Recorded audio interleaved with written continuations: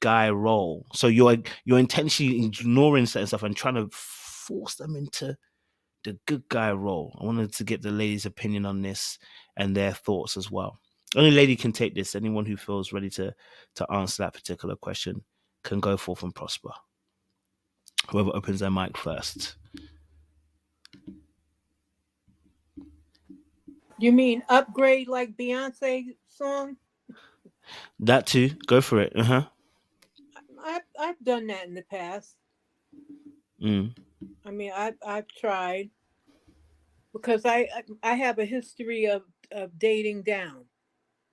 So I've tried to, I was what you call it building a bear.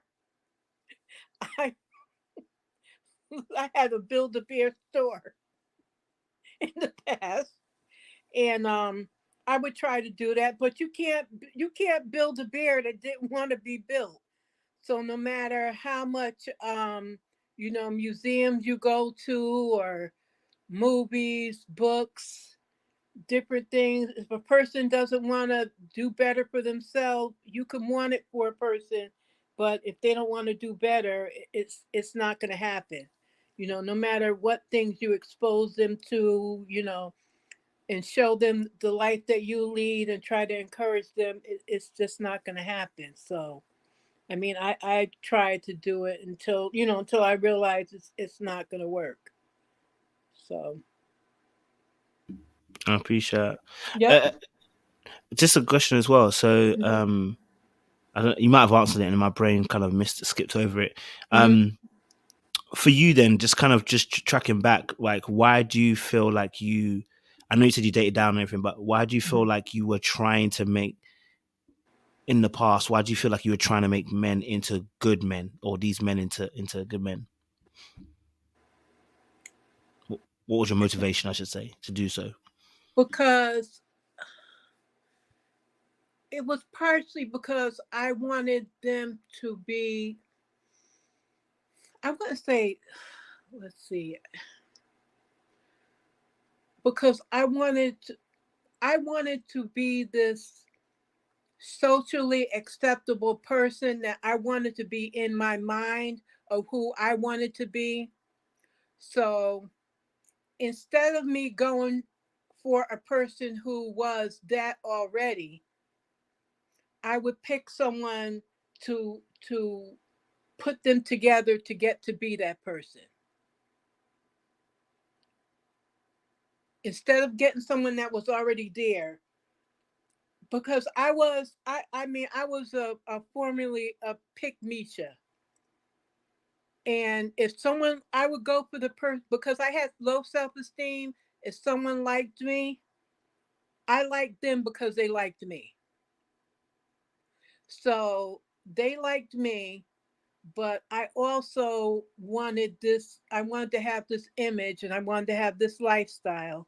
So, this person liked me because they had the attributes I wanted, but they didn't have the social status that I had. So, let's get them together so they would have the social status along with me because they had all these other attributes that were attractive.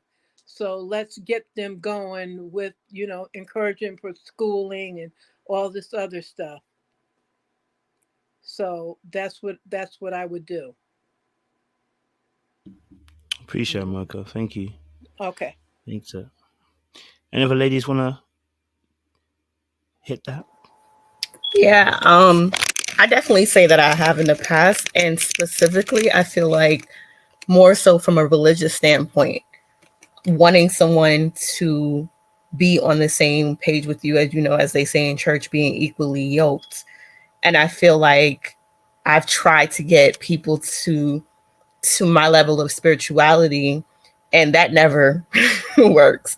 If someone doesn't want something for themselves, it doesn't matter what you do, it's not going to work if it's not within them to do that. So for sure. And I think a lot of, just from, like I said, from someone who's um, grew up in church and was raised in the church, I feel like a lot of women who are in church settings or look for a husband in church settings do exactly that. Um, a lot of compromising, you know, against what you know is better. You know, you're like, okay, he has all of these things, but he believes in God and that's it. No relationship with God, but he just believes in God, but that's good enough for me to work with. And then you find yourself frustrated and you find yourself conflicted because you're dealing with someone who is not on the same plane with you. And then you find yourself compromising. If you are against fornication, you find yourself doing that. You know, you start to lose yourself as you're trying to get someone on your side of things. So for sure, I would say that I have done that before, but more so on a spiritual aspect.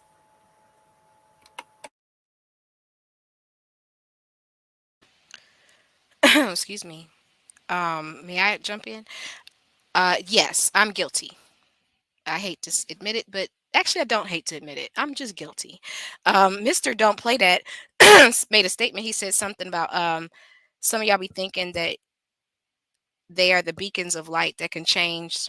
I want to, maybe he made a typo, but change someone because they assume they're a great catch, egotistical. And I want to wholeheartedly admit that maybe that was some of my problem, where you know, because my biggest motivator was potential. You know, I would see everybody I've ever talked to or wanted to talk to or anything. I always saw potential, always. And I'm like, hey, that's, you know, they cool. They just, you know, they let me help them reach their goal. Let me help them do these things. And then we could be great together. Well, they let me help them. And then they moved, and then things fizzled or whatever. And I also attribute that to how, like, again, how I was raised. Um, I was raised as a person, a young kid who had a lot of responsibility as a young child. So I really wasn't a kid. I was an adult, just in a kid's body, and I had to handle a lot of things. So I would attract people who wanted to have that type of help, and then once they were dusted up, dusted off, now they got options because I've helped them to spiffy up. And not to say that I'm responsible for anybody's come up or anything like that, but there was a pattern. And I had to recognize that the hard way because I am a natural helper. I help people for a living. Like, that's my job in the community. And I definitely carried that into relationships. And I learned the hard way. And it was tough and rough, but that I had to learn that that's not my job. My job is to that's God's job. And I was interrupting God's work in that way. And Mm. I got humbled for it big time. Love that. Thank you, Doctor. Sam? Similar